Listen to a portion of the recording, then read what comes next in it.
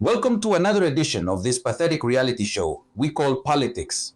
My dear lovers of chaos, let's watch the latest episode of Annoying Neighbors. That name would suit this reality show. Today we have a diplomatic gem where the United States government sends its envoy to supervise the backyard while we pretend here that we have absolute control of the situation. Without a doubt, the comedy of errors between Washington and Mexico is better than any primetime soap opera.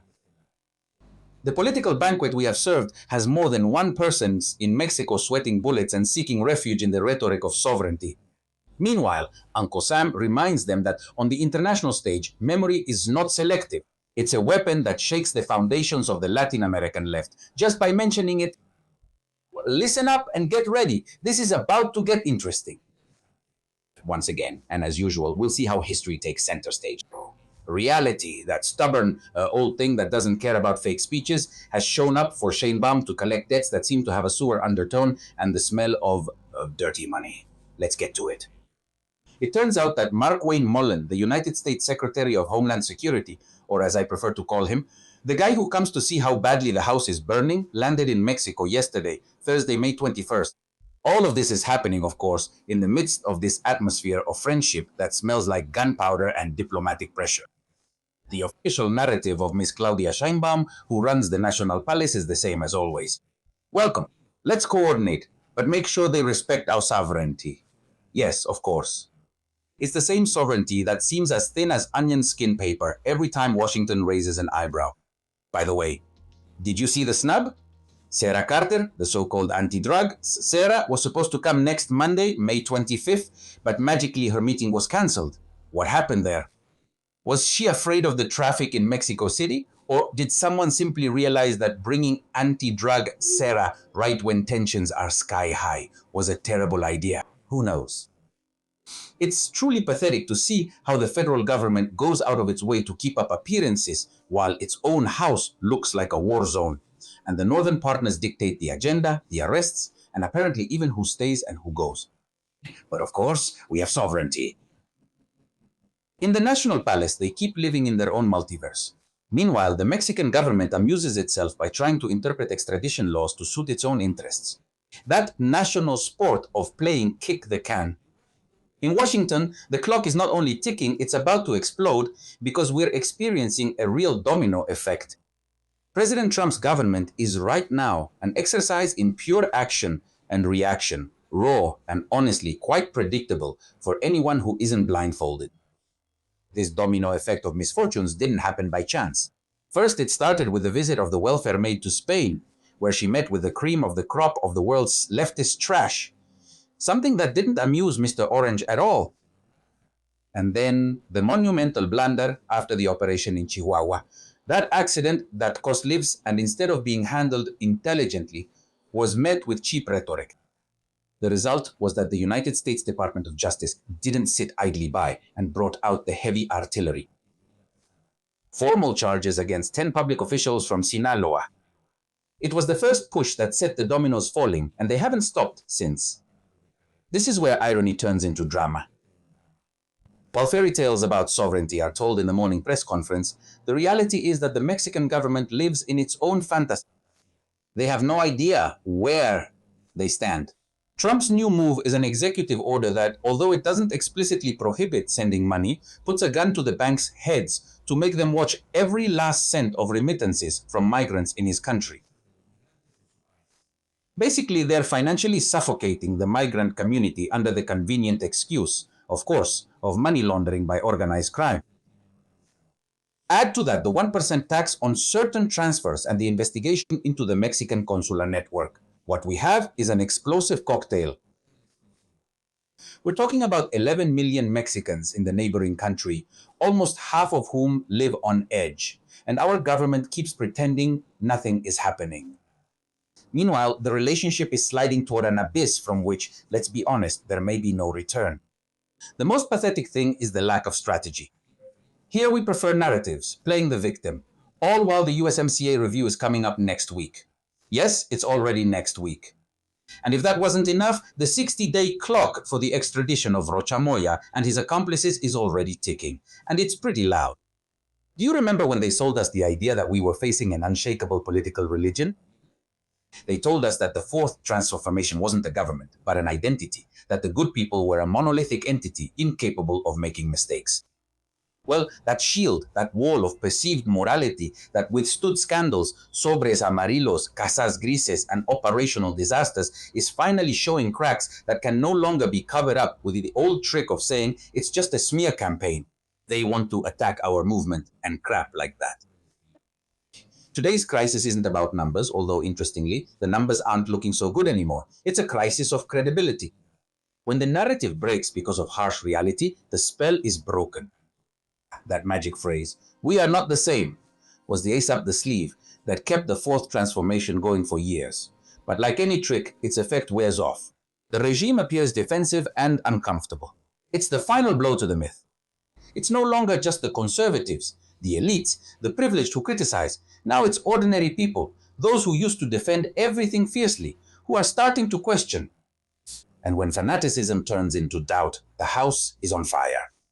There's a lot of cold sweat in the National Palace, because for the first time, the room to maneuver has narrowed. The pressure is no longer an internal plot. It comes from Washington, and the Americans don't beat around the bush when the issue is national security, fentanyl, and organized crime. The government is at a dead end.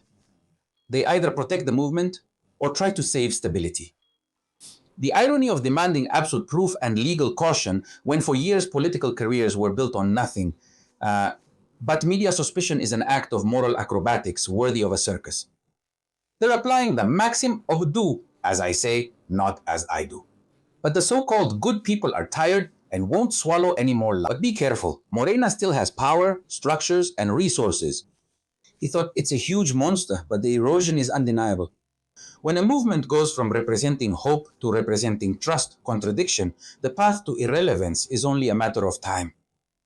People feel the insecurity, they feel the inflation, and the most dangerous thing for any regime is that they start to feel the country is heading toward a zone of uncertainty. And the synchronicity of the factors is phenomenal. Just when it seemed things couldn't get worse for the fourth transformation, bam, there it was. At the United States Department of Justice, they decided it was time to dust off the old files. The recent formal indictment against Raul Castro is by no means a routine bureaucratic procedure. It's a message in bold capital letters. No one is beyond our reach. The accusation coming from ever-sensitive Floridas brings up the tragic episode of 1996, when Cuban military aircraft shot down civilian planes from Brothers to the rescue, taking the lives of 4 unarmed people. 3 decades later, Washington says nothing. Here is time barred. The message is brutal and direct. If you attack American citizens, time is irrelevant. Here you pay no matter what.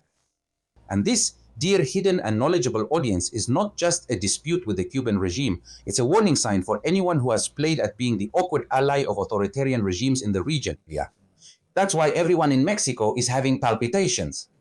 Because it turns out that in recent years, the Mexican government, with its diplomatic romance with Havana, spent its time sending fuel, defending the regime in international forums, and building a narrative of Latin American solidarity while the Cuban model was collapsing under the weight of its own failures. The irony is that while some were celebrating ideological brotherhood, the world was changing. Now the firm hand of Donald Trump is making it clear that diplomatic support for dictatorships will no longer come for free. If they dare to go after a historical figure like Raul Castro, who is next on the list? And only because Fidel passed away. Otherwise, I'm sure he would have been the first. The reaction of the inept president during today's conference made me burst out laughing. It turns out she questioned the charges against Raul Castro. She said with that charisma she's known for, especially when she's pissed off, that the Cuba case happened 30 years ago. Imagine what sense it makes to accuse someone right now for something that happened 30 years ago. Son of a bitch. Come on, chachis. You still blame Hernan Cortés for something that happened over 500 years ago and Calderón for something that happened over 20 years ago. Have a little decency and shame. The worried faces in the Mexican government are no accident. When Washington decides to use judicial files as geopolitical tools, the friends of the enemies of the United States start to feel a very strange chill running down their spine. Critics in Mexico are already pointing out that closeness to radical left-wing ideological models could come at an unbearable cost, and with good reason. What we are witnessing is the end of the era where empty diplomatic speeches were enough. The United States is showing that it remembers power and, above all, the intention to act. The message that the United States does not forget is echoing in all Latin American capitals. And for those who romanticized authoritarianism under the guise of social justice, the outlook becomes darker every day. As international pressure increases, Washington turns up the volume on its doctrine. There is no distinction between past and present when the interests of its citizens have been affected. We are entering a stage where ideology is no longer a protective shield against justice. And yes, if you look closely, you'll see how some eyes are turning south to Palenque, to the epicenter of an old leftist ideology that so warmly embraced the friends of the Cuban regime. Is this the beginning of a regional purge, or just a reminder that those who play with fire end up burned to ashes? The only sure thing is that the geopolitical board has shifted, and in this game, the pieces that once seemed untouchable are now starting to look extremely vulnerable. In conclusion, if you thought the world was just going to sit back and watch as democracies were dismantled and repressive regimes were protected under the table, you were very wrong. The game is just beginning. The house of cards is shaking, not because of an external earthquake, but because of the erosion of its own foundations. We're still in the same cycle. High-level visits that are just for the photo op, press releases written in diplomatic language to hide the reality, and a sovereignty that is defended more with words at morning press conferences than with decisive actions on the ground. Cooperation or pressure? The answer is so obvious it hurts. But anyway, they keep telling their diplomatic fairy tales, and meanwhile the world keeps turning and reality remains as overwhelming as ever. Remember that democracy isn't saved with hashtags or memes, but with citizens who stop idolizing and start questioning, by taking on their civic responsibility. Enjoy the spectacle of the narrative collapsing, because this is just beginning. Anyway, for my part, I'll keep sitting back and watching this train wreck in slow motion. Because when reality blows up in your face, it doesn't matter how many times you try to change the subject in the morning briefing. What do you think? I'll read your comments. See you on Monday. Remember that you can make your donations via PayPal. You can find the information in the comment section. Thanks to you, this channel is still active. It's very important to subscribe, like, and hit the bell to get notifications every time there's new content. Gracias.